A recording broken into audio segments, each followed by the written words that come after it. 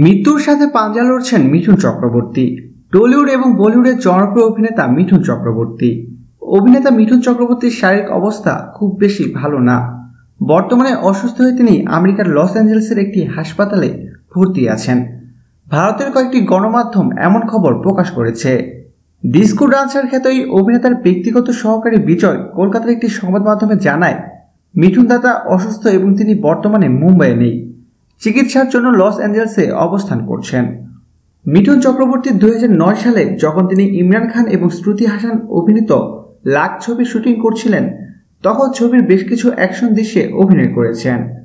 এর মধ্যে একটি ছিল হেলিকপ্টার থেকে লাফ দেওয়ার দৃশ্য। সে দৃশ্যে শুটিং করতে গিয়ে বেকায়দায় পড়ে যান তিনি। তারপর থেকে তিনি ক্রনিক ব্যাক ট্রাবলে ভুগছেন। প্রিয় দর্শক, ধন্যবাদ ভিডিওটি দেখার জন্য।